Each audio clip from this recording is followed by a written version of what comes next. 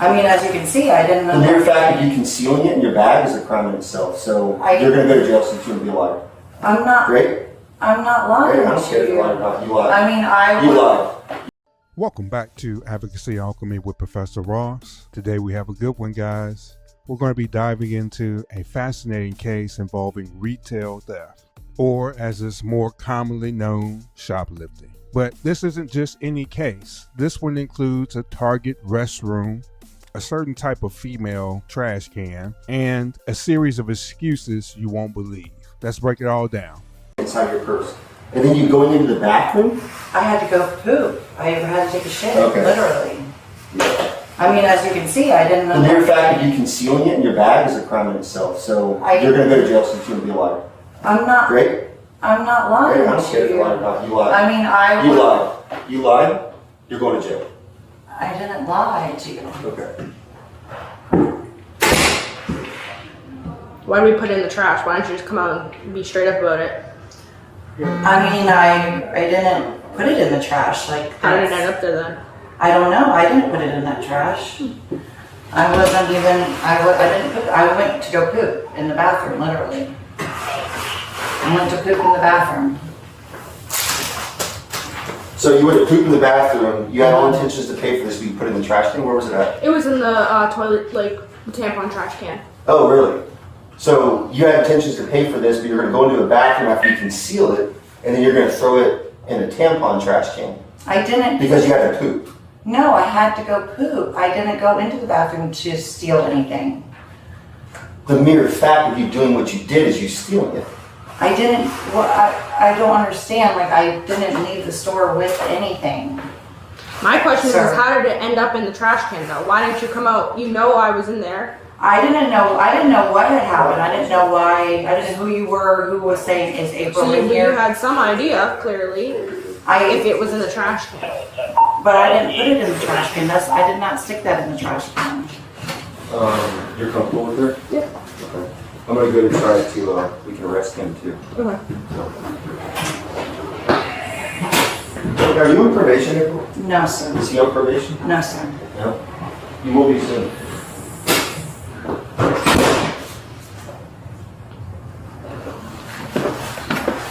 Do you have all paperwork? I know last time I thought I had to bring one in here, but okay, perfect. I think so. Good. No. Oh, I don't have trespassing. Okay, I'll get that after. Yeah. I'll stay with it right now.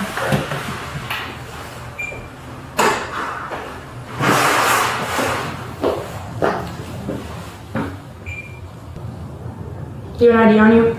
I believe I do. Actually, I don't know if I do.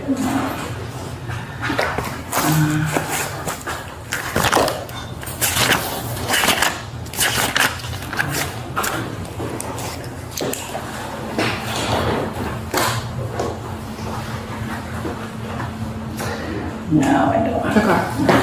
What's your name? It's April Lonnie Hamby. Can you spell your last name? Hamby. What's your middle initial? I don't have a middle name. My first name is April Lonnie, Aprillani. Okay. What's your date of birth? 4581. Okay. Aprillani Hamby. Okay.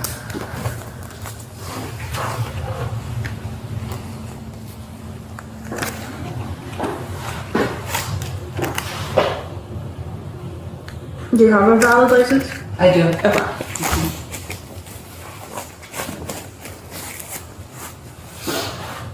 Is there any way that I can let you can just trespass me from here and not arrest me? Like, you have to arrest me? Like I said, it sucks, but it's our job and we have to do it. You're gonna be trespassed either way, but Right. we have to do what we have to do at the same time.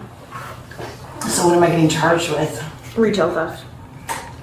And how much is that, like, to get bonded out, you know? $500. How many prior convictions do you have in retail theft? I don't think I have any. I might have one. So $100. $10 to your bond. So it'd be $100? You swear and affirm everything on both these papers. Is that what he said? Yeah, he said that, and I guess $10 to a bondsman, because it's always 10% of whatever the bond is. So it would be, If you have no priors. I have, Well, I'm just saying it would enhance it to a felony and then. I may have one, is it a felony? Like, it was, If you have 2 or more, I believe. oh yeah, I only have one. I'll have to check the statute, she'll check the Yeah. statute to make sure, but. Do you mind taking off your jewelry before we do this? It'll just make it a lot more easier. Yeah. We don't want to break in things, right? And you can put, in your bag. You sign here.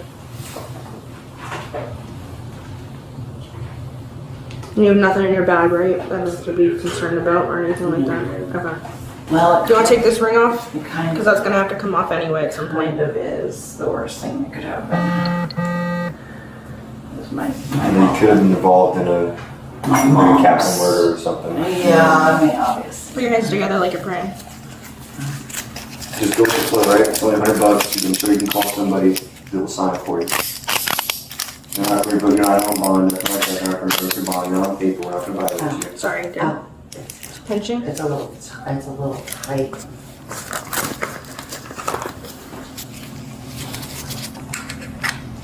Yeah, I have my attorney that I can call if I need. Yeah, but I'm telling you, it's going to be in the report that you report coming to us about everything. Yeah. So again, a lot of people take that into consideration, and they respect that because that's all they want to see is somebody accepting it and moving on and learning from it. You know, don't get disgruntled if they put you on paper or something like that.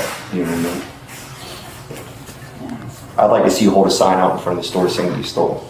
I go think to that'd be 21 pretty flag embarrassing. That would be pretty embarrassing. I'm going to have one whiskey Foxtrot 1015. You gonna grab it? Yeah.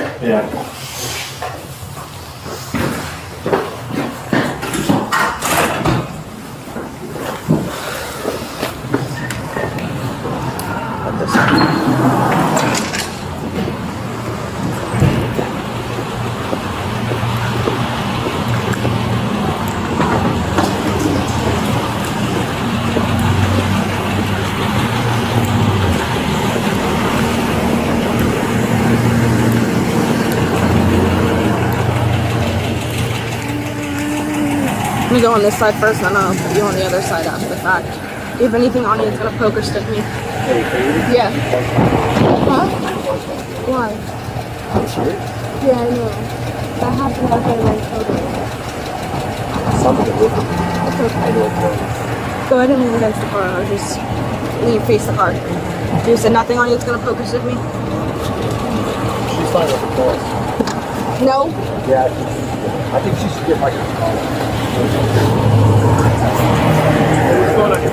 Thank you. There's a USB drive on the dash.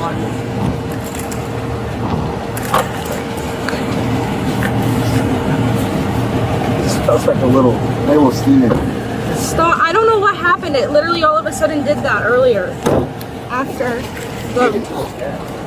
Well, it's a V8. It's supposed to have some. What's this? It's a charger for a vape pen. Okay. Is the vape on you? No. Okay.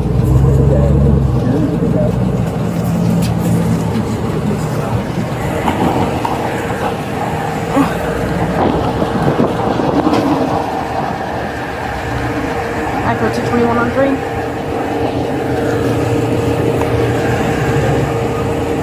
What did you see?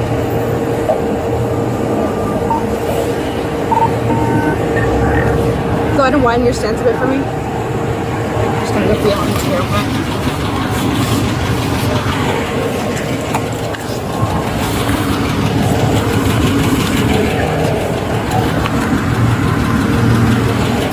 Step out of this.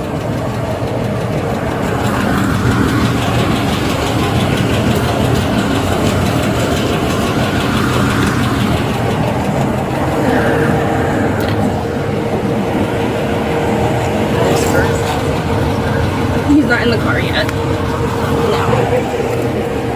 Step out.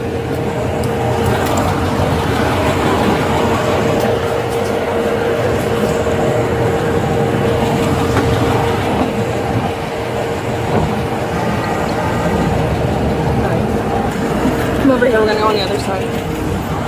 Can you squeeze through there? What is he doing in my car? This one right here. That's